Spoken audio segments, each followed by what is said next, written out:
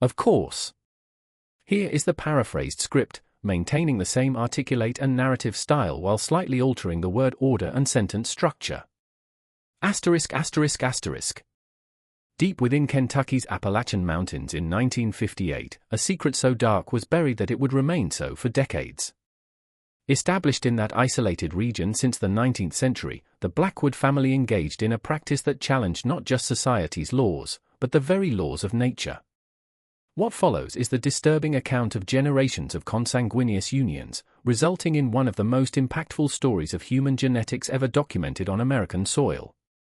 On a remote 40-acre property surrounded by dense vegetation, the Blackwoods lived, their land protected by steep escarpments that made access nearly impossible for strangers.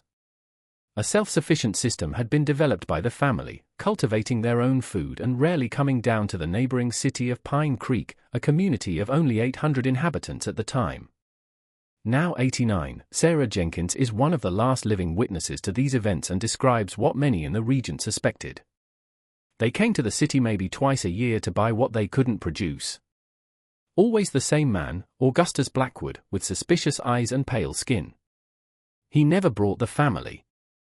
The official records of the Blackwood history begin with Jeremiah Blackwood, who arrived in that region in 1871, fleeing legal problems in Virginia. Documents from the time show he was accompanied only by his sister cousin, who would later become his wife. Together, they established what would become a dynasty isolated by its own choice.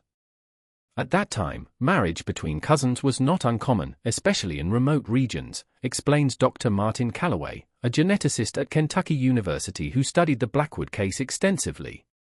The problem arises when this pattern repeats for generations, exponentially increasing the risk of recessive genetic conditions manifesting. And that is exactly what happened to the Blackwoods.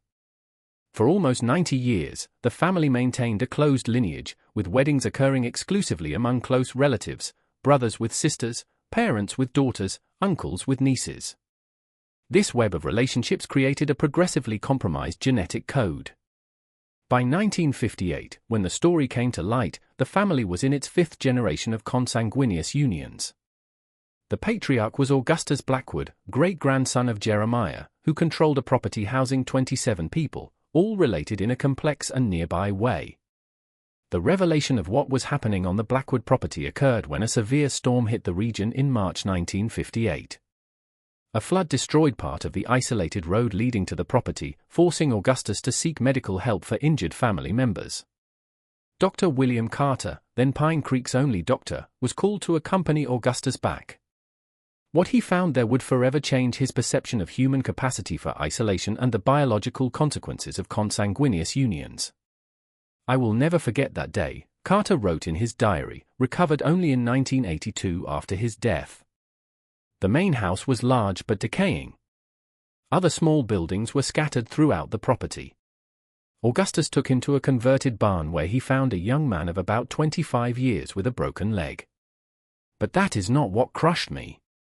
It was his appearance, a significantly protruding, retreated jaw, twisted fingers, and evident cognitive difficulty. While treating the injury, Dr. Carter noticed sounds coming from the barns upstairs. Though Augustus tried to dissuade him from investigating, the doctor insisted, claiming he needed to check for other injuries. What he found on the second floor was described by him as a vision that will haunt me until my last days. 5 individuals, aged by the doctor between 15 and 40 years, were confined in makeshift rooms. All had severe physical deformities, many unable to speak or understand, some with extremely limited mobility. Hygiene conditions were precarious, though evidence existed that someone was trying to keep them fed and minimally cared for. Check it out if you are already subscribed to this channel. The science behind these cases can reveal genetic secrets that impact the health of all mankind, including yours. And it is essential to understand how genetics shaped our evolution. When confronted, Augustus Blackwood initially reacted with hostility, but upon realizing the severity of the situation, he eventually revealed a disturbing story developed over generations. According to him, the family believed they were purifying their blood through these unions, a distorted belief passed down as a family tradition. "My grandfather said that our blood was special, that it should not be mixed with that of strangers," Augustus explained to Dr. Carter. When the first babies were born different, we believed it was just a temporary trial, that the next generations would be stronger. County records, though scarce, confirm part of this story. Between 1871 and 1958, only 7 birth certificates were officially registered for the Blackwood family, a number inconsistent with the known size of the family. Subsequent investigations revealed that many births occurred on the property without any official record, allowing the family to keep its most affected members completely out of public knowledge. By maintaining unregistered births, the Blackwoods could hide those with the most severe deformities from society. These individuals never attended schools, never received proper medical attention, and in many cases, never left the limits of the property throughout their lives. The Blackwood case represents one of the most extreme examples of documented voluntary genetic isolation in modern America, explains Dr. Eleanor Whitney, an anthropologist who studied the case in the 1970s. What makes this case particularly unique is that, unlike other isolated communities that occasionally practiced consanguineous marriages by necessity or tradition, the Blackwoods did so systematically and intentionally for almost a century.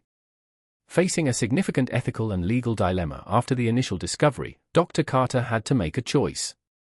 Kentucky laws at the time already prohibited marriages among close relatives, but intervention in isolated communities was complicated, especially considering many adults on the property had never been officially recorded as citizens. After 3 days of deliberation, Carter decided to report the case to local authorities. Sheriff James Monroe, accompanied by 2 deputies, visited the property on April 2, 1958. The official report describes an extremely suspicious family with members who had clearly never interacted with strangers. "We found a worrying situation that requires immediate intervention," Monroe wrote. Individuals with obvious medical needs, inappropriate living conditions for those with disabilities, and clear signs of forced isolation of some family members. The authorities' intervention led to the removal of 8 individuals from the Blackwood property, all with significant physical deformities and varying degrees of cognitive impairment. They were initially taken to Lexington Regional Hospital, where doctors assessed their conditions.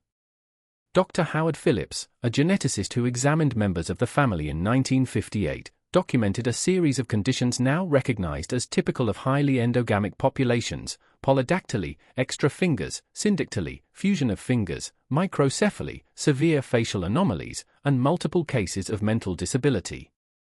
"What we are seeing here," Phillips wrote in his medical report, "is the manifestation of rare recessive genes that, in populations with greater genetic diversity, would remain dormant. When close relatives have children, the likelihood that both carry the same harmful recessive gene increases dramatically, resulting in the conditions we observed. From younger members of the family, equally disturbing aspects of life on the property were revealed. Martha, then 19 years old and one of the few who could communicate clearly, described how the most deformed members were kept separated from the others, living in structures adjacent to the main house. Mom said it was to protect them, Martha explained to social workers. She said the world out there would be cruel to them, but I think it was more to hide them. Some of them I only saw when I carried food." The authorities faced an unprecedented situation. Most adults removed from the property had no official documentation, no birth certificates, school records, or doctor's visits. Legally, they did not exist. The case generated a significant ethical debate. On one hand, the living conditions of those kept isolated were clearly inadequate. On the other, the family had developed its own care system, however rudimentary. An external intervention represented a traumatic rupture for individuals who had never known another reality. "The discovery of the Blackwoods exposed a flaw in our social system," says Dr. Richard Branson, a medical ethics expert who analyzed the case decades later. "As a society, we assume that certain practices are universally avoided. But this case has shown that in sufficient isolation, communities may develop radically different norms with devastating consequences." Over the weeks following the initial intervention, the authorities mapped the complex family structure of the Blackwoods. Augustus, then 47, was simultaneously cousin and half-brother to his wife, Eliza. Of the 9 children they had together, 3 had severe deformities and had been kept in the adapted barn. The investigation revealed this practice of separation had begun 2 generations prior, when the first obvious signs of genetic problems began to appear. Initially, these individuals were kept as part of the family, but as deformities became more pronounced, the family adopted the practice of isolating them. Robert Blackwood, Augustus's cousin and one of the few family members who occasionally left the property for seasonal work on neighboring farms, provided disturbing testimony. It started with my grandfather saying that the family's blood was special, that we should keep our lineage pure. When babies began to be born different, he said it was a test of our faith, that eventually perfect children would be born. So we continued. This distorted belief had become a kind of family religion, with each generation's patriarch reinforcing the need to maintain lineage purity despite growing evidence of the damage caused. District Prosecutor Richard Thornton initially considered criminal accusations against the family's adults, but the situation had significant legal complexities.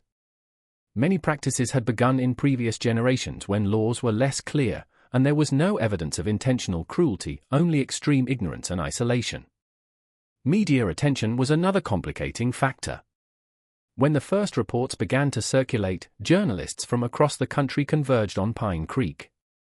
The story of the Blackwoods, with its disturbing elements of isolation, consanguineous unions, and hidden family members, captured the American imagination. If you've heard about our history, stop a moment and think about the human suffering behind the sensational headlines. These are real people whose lives were shaped by terrible decisions they did not choose. Leave a comment with the word genetics to show you understand the seriousness of this case. The Louisville Courier-Journal was the first to publish a detailed article on the case on April 15, 1958, titled "Isolated Family Reveals Dark Genetic Secrets in the Kentucky Mountains." The article, though sensationalist in some respects, brought the first public analysis of the case's scientific implications.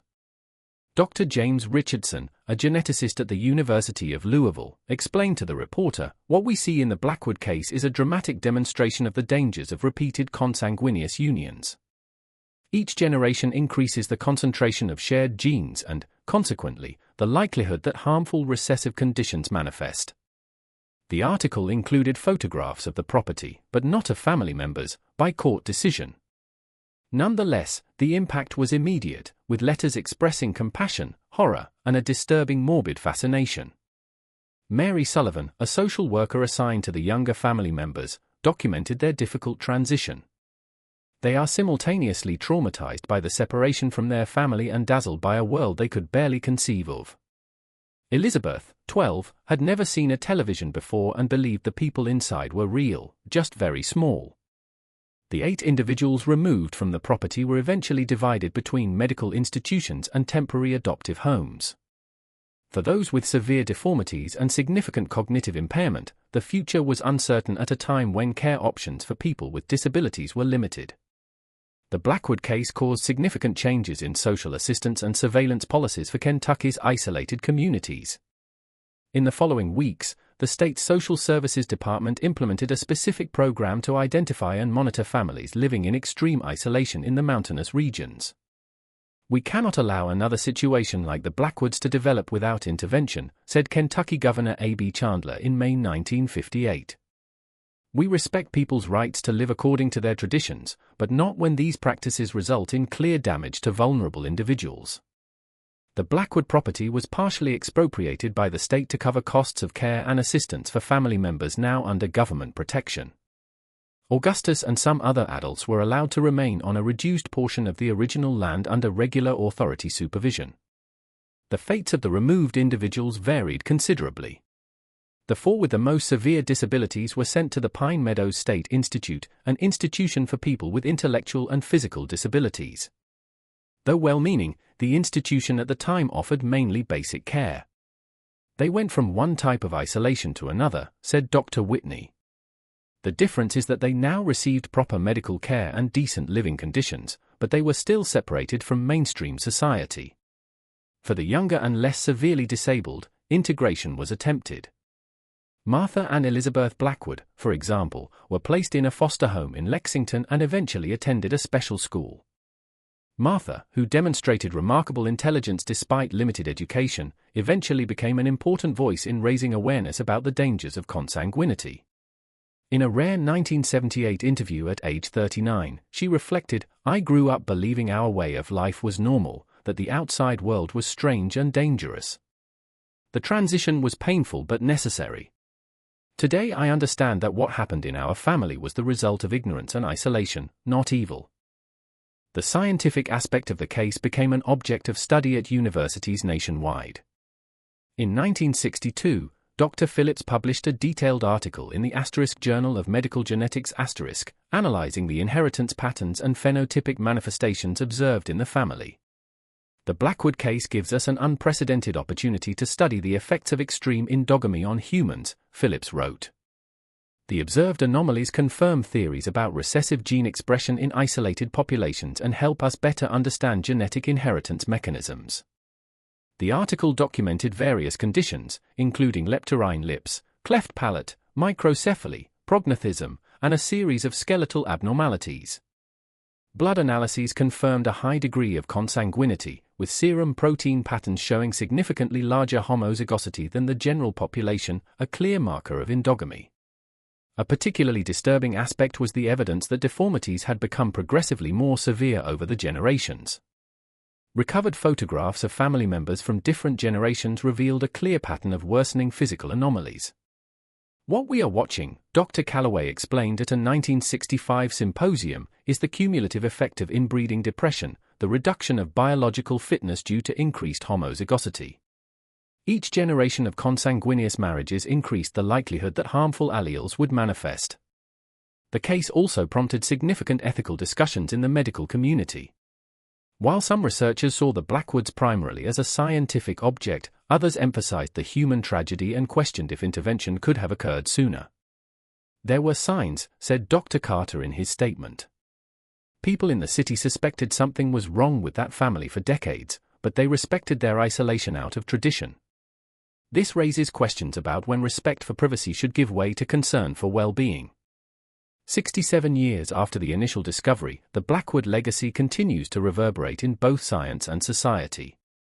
The original property was completely abandoned in the 1970s after Augustus's death and is now just a collection of vegetation-invaded ruins, a silent memorial to a human tragedy that developed far from society's eyes.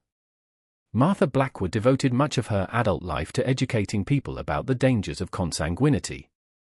Before her death in 2009, she helped establish a foundation offering genetic counseling for isolated communities in the Appalachians. "What happened to my family was not just a personal tragedy," she wrote in her memoirs, published in 1990. "It was a collective failure of education, social assistance, and a system that allowed people to live so marginalized that they could develop such harmful practices without intervention." Advances in genetics in subsequent decades provided even deeper understanding. DNA analyses performed in 1992 on some of the survivors confirmed what scientists of the time had only suspected: the family's coefficient of inbreeding was among the highest ever documented in human studies, rivaling that of European royalty.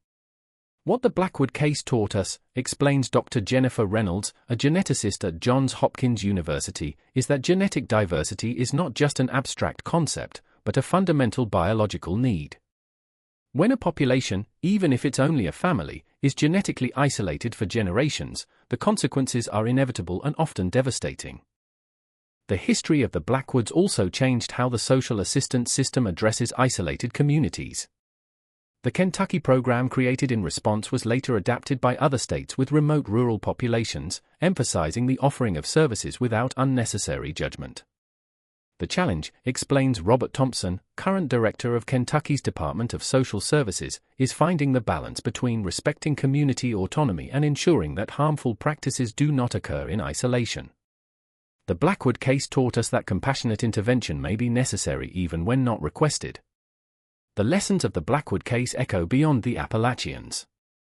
Worldwide, researchers cite the case when studying other isolated populations, from closed religious communities to minority ethnic groups who, for cultural or geographical reasons, practice endogamous marriages.